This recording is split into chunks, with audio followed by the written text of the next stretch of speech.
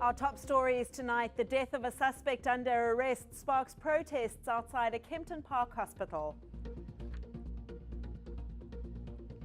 Maritzburg United's Mondli Cele is laid to rest in his hometown in KwaZulu-Natal.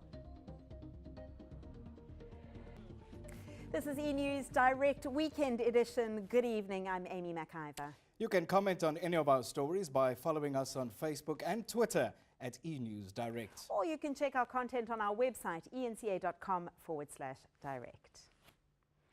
To our lead story now, police watchdog the IPID is investigating the death of a Nigerian man in Kempton Park, east of Johannesburg.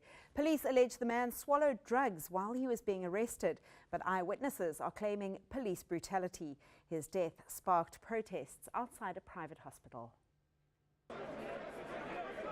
It all started when a Nigerian man died in the back seat of this police vehicle. His body lay unattended for hours, while police and Nigerian community members argued about how he died.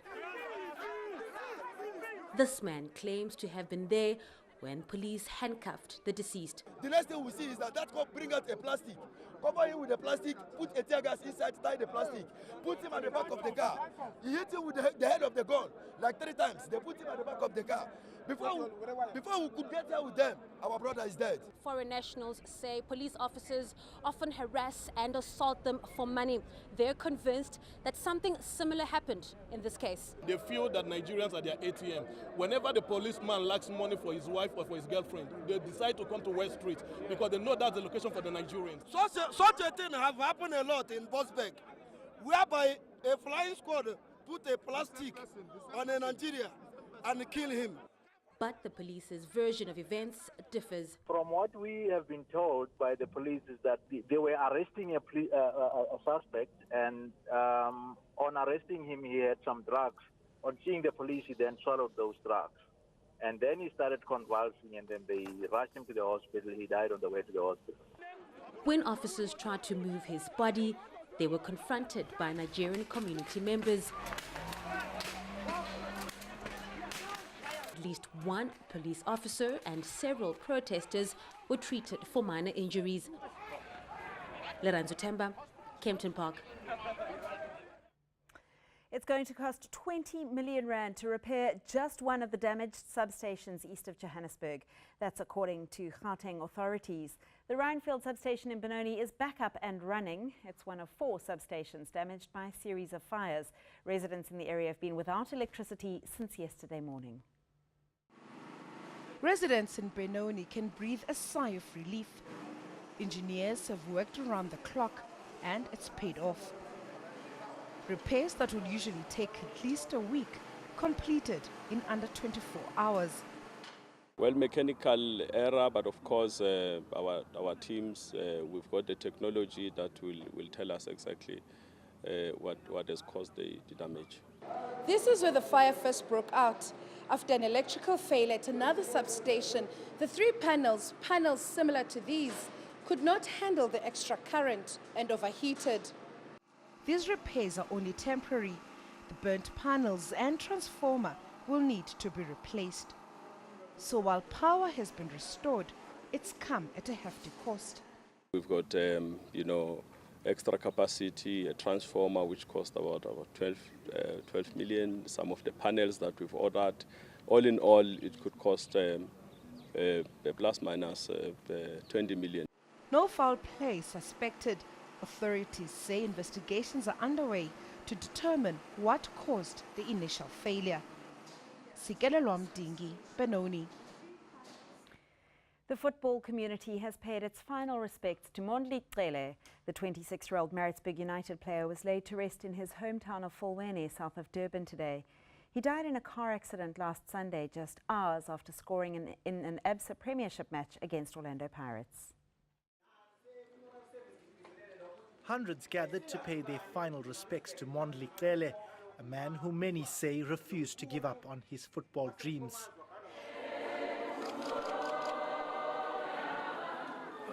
Cele passed away in a car accident last Sunday after he lost control of his vehicle that veered into the Msunduzi River. He was discovered by Maritzburg United just 2 years ago while playing for third-tier team Mondli United in Port Shepstone. He was so special to us. He was so responsible. He was doing everything for the family. Cele made an instant impact at Maritzburg United and went on to win the Best Newcomer award at the end of last season. Always was singing in the change room, always picking the guys up, even though he was a novice. And he'd leave that void because somebody else will have to take it now and somebody else will have to motivate the team. Cele's debut season put him on the map immediately, so much so that Bafana head coach Shakes Mashaba included him in his provisional 2015 Africa Cup of Nations squad. We talk about players soon, but when his name popped up, we all said, Cele may have only spent 1 year in the top flight of South African football, but his exploits have inspired so many in his hometown. Myron Naika in Folweni, south of Durban. A South African rapper known as OK Malum Coolcat has reportedly been sentenced to a month in jail in Australia. Simisa Zwane allegedly pleaded guilty earlier this week to sexual assault.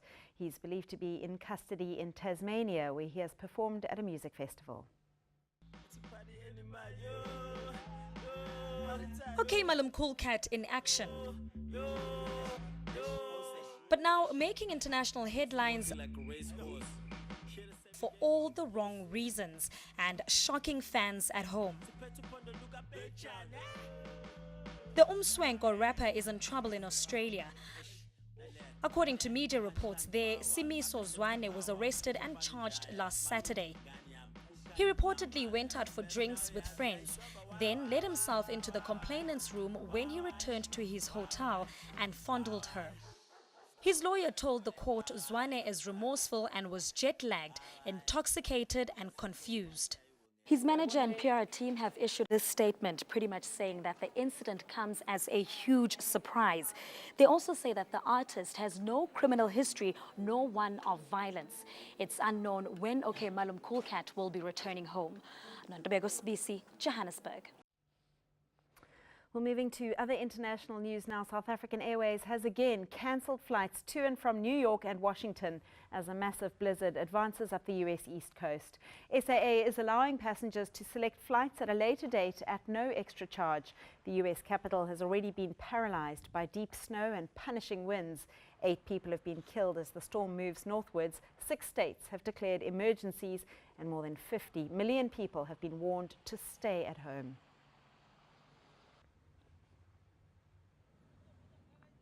Rescuers in China are planning to use a special capsule to save 4 miners who've been trapped underground for more than a month. It's designed to pull the miners out one by one once a rescue tunnel has been dug. The 4 are being kept alive with emergency rations fed through a small hole that's been drilled through to them. And Haiti has postponed Sunday's presidential election because of violent protests. The unrest erupted after an opposition candidate alleged the first round of voting in October had been rigged. No date has yet been set for the election.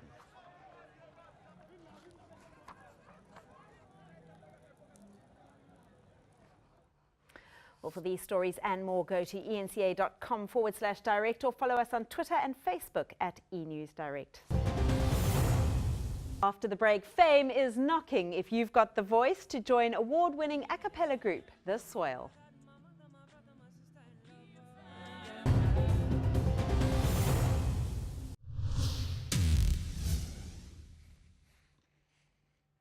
If you're an aspiring female vocalist, here's your chance for that big break. Popular a cappella group The Soil is looking for an interim replacement for singer Buhlemda. The Soil could be looking for you, and you, and you. The multi-award-winning a cappella group has launched an online talent search for a new female vocalist to replace Buhlemda. She's taking a break to respond to an ancestral calling.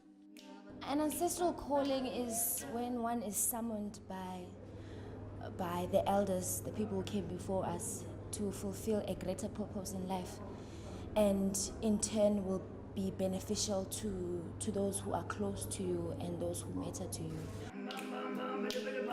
The group has a big national and international following.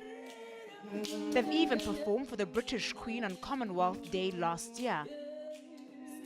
So, how does the group feel about Mda's calling? It's eventually gotten to that place where she has to fulfill it. It's also another blessing because it has that wing to extend that talent search. And it will give that one person, that one lady out there with an immaculate voice. To audition, post a video of yourself singing your favorite The Soil song with the hashtag Experience the Soil on the group's Facebook page. We're just looking for someone who's vibey, who knows the soil actually, you know, like someone who's very close to us. So if you think you've got what it takes, these three are looking for you to extend their Zikhona Chona, Johannesburg. Mnet says the show will go on. The channel has finally broken its silence on Axed Idols judge Gareth Cliff. The TV personality is suing Mnet for 25 million rand, claiming defamation and breach of contract. He wants to be reinstated to the Idols judging panel before auditions kick off at the end of the month. But Mnet is standing by its decision to fire Cliff, saying it had to protect its brand. Mnet says this tweet, whether or not Gareth Cliff intended it to, was widely perceived to defend Sparrow. It generated tens of thousands of tweets in just 8 days, reaching 41 million Twitter users. The broadcaster has analyzed everything #Gareth Cliff on social media, from media coverage to public sentiment and online discussions. The negative sentiments led to high-level discussions in this building, resulting in a decision to dismiss Cliff to protect brand Mnet. In a statement, Mnet says, while 2016 negotiations started, they were never finalized, and even if there had been a contract, the channel retains the right to terminate it. The broadcaster says it hasn't in any way defamed Cliff or harmed his reputation. Any damage done, it maintains, is a direct result of his own actions. It also says any delays to the 2016 season would have dire financial, logistical and reputational implications for Mnet. The battle lines have been drawn and Cliff's face has already been removed from all advertising for the 2016 season. Nontobeko Sibisi, Johannesburg. Well, that's your entertainment for tonight. After the break, your comprehensive 3-day weather forecast.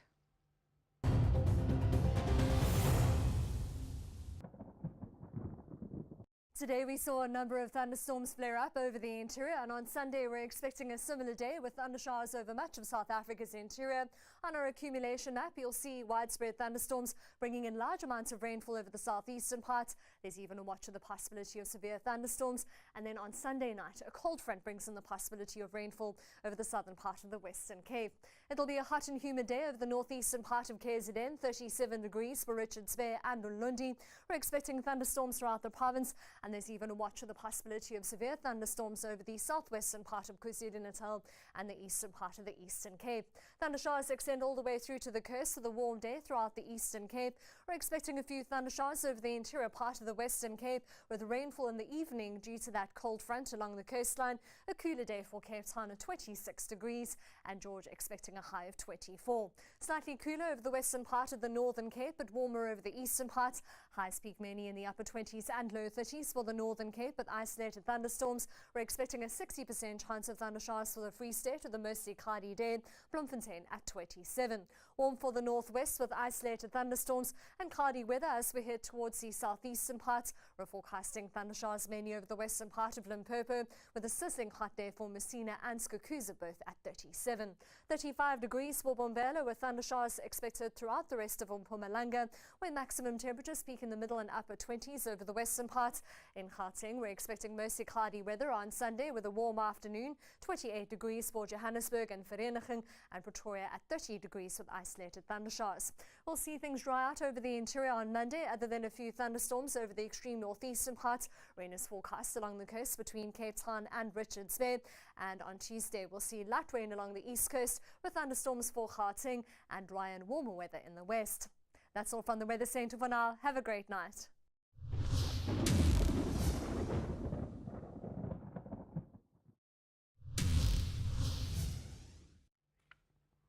Well, recapping your top stories this Saturday evening, the death of a suspect under arrest sparks protests outside a Kempton Park hospital. That's a wrap from the eNews Direct team this evening.